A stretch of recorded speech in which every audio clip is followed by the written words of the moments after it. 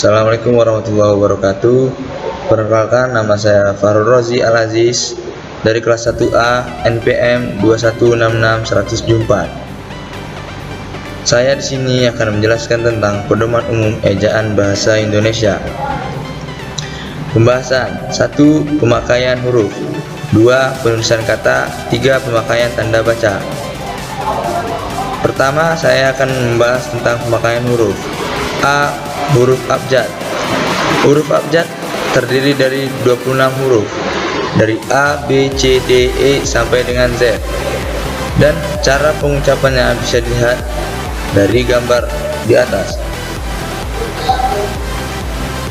B. Huruf vokal. Huruf vokal terdiri dari A, I, U, E, O. Contoh pemakaiannya: vokal A, api, padi, lusa. Vokal I, itu, simpanan, murni. Vokal U, ulang, bumi, ibu. Vokal E, enak, petak, sore. Vokal O, orang, kota, radio.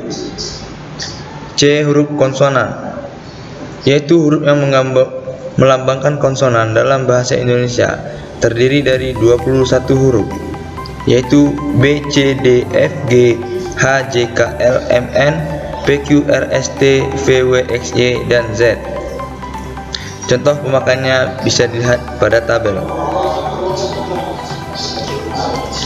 D. Huruf diftong. Di dalam bahasa Indonesia terdapat 4 huruf diftong yang dilambangkan dengan gabungan huruf vokal I, AU, E, dan OI. Contoh pemakaiannya: huruf I, aileron, balairung, pandai.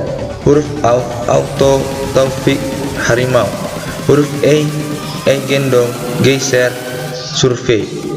Huruf OI, oidok, boykot, amboy. E. Gabungan huruf konsonan. Gabungan huruf konsonan KH, Eng, Nye, dan SY masing-masing melambangkan satu bunyi konsonan.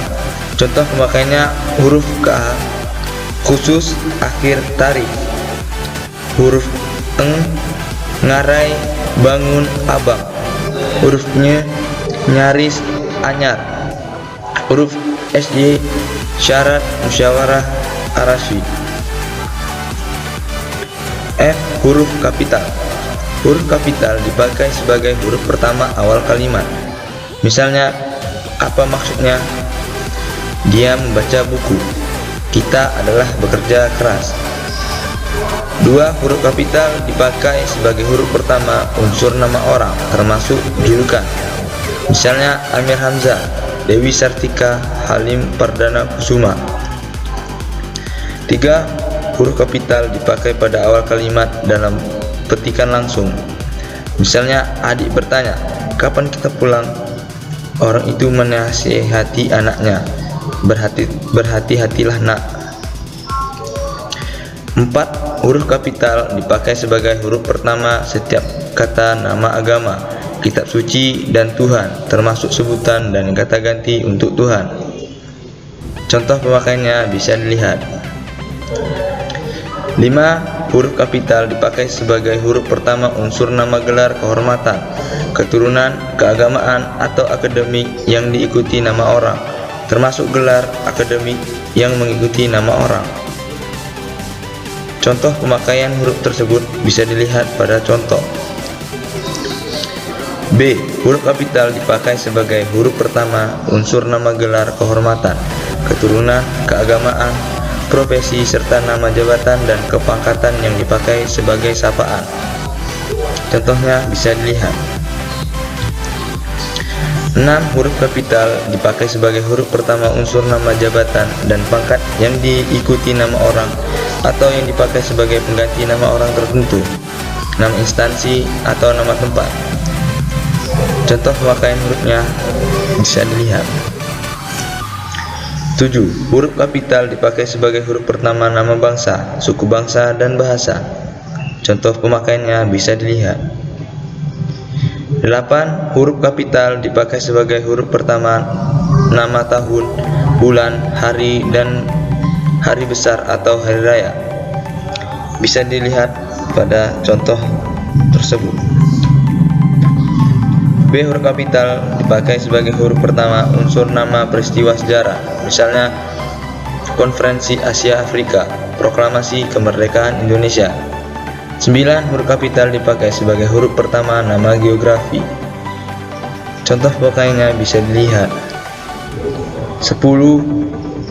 Huruf kapital dipakai sebagai huruf pertama semua kata, termasuk semua unsur bentuk ulang sempurna dalam nama negara, lembaga, badan, organisasi, atau dokumen, kecuali kata tugas seperti di, ke, dari, dan yang.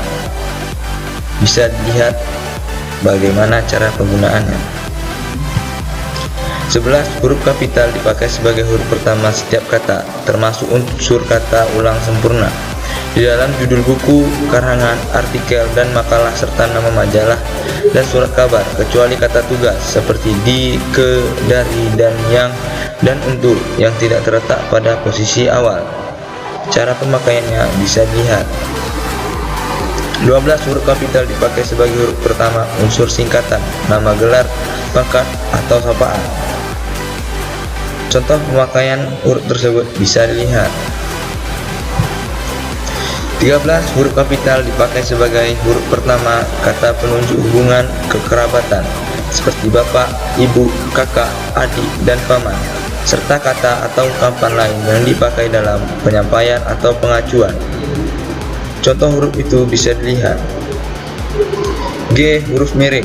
Huruf miring dipakai untuk penulisan judul buku, nama majalah, atau nama surat kabar yang dikutip dalam tulisan, termasuk dalam daftar pusaka. Contohnya bisa dilihat. 2. Huruf miring dipakai untuk menegaskan dan mengkhususkan huruf, bagian kata-kata, atau kelompok kata dalam kalimat. Contohnya bisa dilihat. 3. Huruf miring dipakai sebagai menuliskan kata atau ungkapan dalam bahasa daerah atau bahasa asing. Contohnya bisa dilihat. H. Huruf tebal. Huruf tebal dipakai untuk menegaskan bagian tulisan yang sudah ditulis miring. Contohnya bisa dilihat. 2. Huruf tebal dapat dipakai untuk menegaskan bagian-bagian karangan seperti judul buku, bab, atau subbab. Contohnya bisa dilihat. Pembahasan yang kedua yaitu penulisan kata. A. Kata dasar. Kata dasar ditulis sebagai satu kesatuan. Contohnya bisa dilihat. B. Kata berimbuhan. 1. Imbuhan, awalan sisipan, akhiran, serta gabungan awalan dan akhiran, ditulis serangkai dengan bentuk dasarnya. Contohnya bisa dilihat. 2. Bentuk terikat ditulis serangkai dengan kata yang mengikutinya. Contohnya bisa dilihat. C. Bentuk ulang. Bentuk ulang ditulis dengan menggunakan tanda hubung atau strip di unsur-unsurnya. Contohnya bisa dilihat. D. Gabungan kata. 1. Unsur gabungan kata yang lazim disebut kata majemuk, termasuk istilah khusus, ditulis terpisah. Contohnya bisa dilihat. 2. Gabungan kata yang dapat menimbulkan salah pengertian ditulis dengan membubuhkan tanda hubung di antara unsur-unsurnya. Contohnya bisa dilihat. 3. Gabungan kata yang penulisannya terpisah tetap ditulis terpisah jika mendapat awalan atau akhiran. Contohnya bisa dilihat. 4. Gabungan kata yang mendapat awalan dan akhiran sekaligus ditulis serangkai. Contohnya bisa dilihat. 5. Gabungan kata yang sudah padu ditulis serangkai. Contohnya bisa dilihat. E. Pemenggalan kata. 1. Pemenggalan kata data pada kata dasar dilakukan sebagai berikut. A.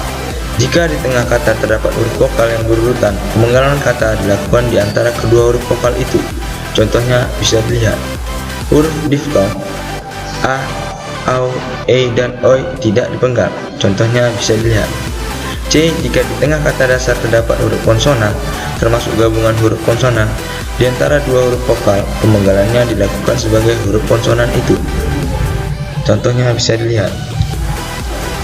D. Jika di tengah kata dasar terdapat dua huruf konsonan yang berurutan, pemenggalannya dilakukan di antara kedua huruf konsonan itu. Contohnya bisa dilihat. E. Jika di tengah kata dasar terdapat 3 huruf konsonan atau lebih yang masing-masing melambangkan satu bunyi, pemenggalannya dilakukan di antara huruf konsonan yang pertama dan huruf konsonan yang kedua. Contohnya bisa dilihat. 2. Pemenggalan kata turunan sedapat-dapatnya dilakukan di antara bentuk dasar dan unsur pembentukannya. Contohnya bisa dilihat. 3. Jika sebuah kata terdiri atas 2 unsur atau lebih dan salah satunya unsur itu dapat bergabung dengan unsur lain, pemenggalannya dilakukan di antara unsur-unsur itu. Tiap unsur gabungan itu dipenggal seperti kata dasar, contohnya bisa dilihat. Dan masih banyak cara pemenggalan kata-kata. F. Kata depan. Kata depan seperti di, ke, dan dari ditulis terpisah dari kata yang mengikutinya, contohnya bisa dilihat. G. Partikel. Partikel lah, kah, dan tah ditulis serangkai dengan kata yang mendahulunya, contohnya bisa dilihat. 2. Partikel pun ditulis terpisah dari kata yang mendahulunya, contohnya bisa dilihat. H. Singkatan dan akronim.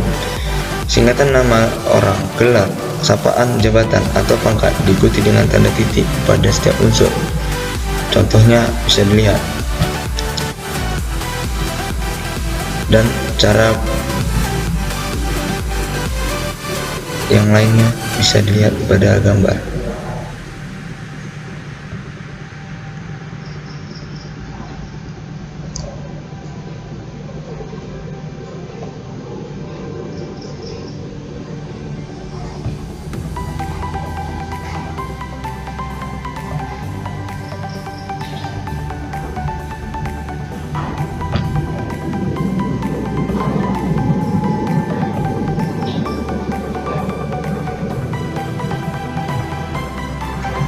Kemudian pembahasan kita yang ketiga adalah pemakaian tanda baca. A. Tanda titik. Tanda titik dipakai pada akhir kalimat pernyataan, bisa dilihat pada gambar. Dan penggunaan tanda titik lainnya dapat dilihat pada gambar.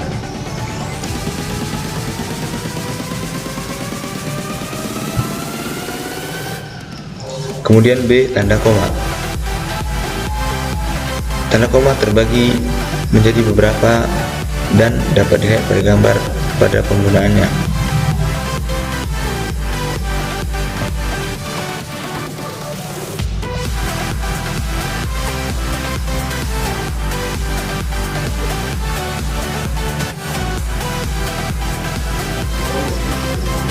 C. Tanda titik koma terbagi menjadi beberapa cara menggunakannya, serta contoh-contohnya dapat dilihat dari gambar.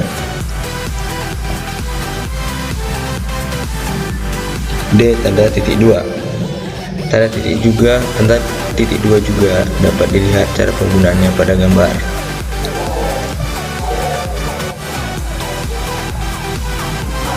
E. Tanda hubung terbagi menjadi beberapa cara penggunaannya pada kalimat dan beserta contohnya dapat dilihat pada gambar. F. Tanda pisah begitu juga bisa dilihat dengan saksama pada gambar. G. Tanda tanya dapat dilihat bagaimana cara penggunaannya pada gambar.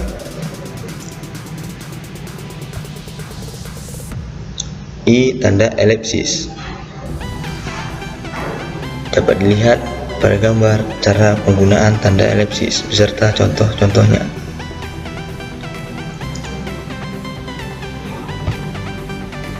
K. Tanda petik tunggal dapat dilihat bagaimana cara penggunaannya. L. Tanda kurung dapat dilihat cara penggunaannya pada gambar.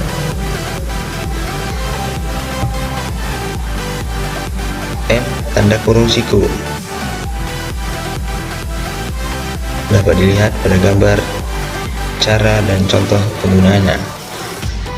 N. Tanda garis miring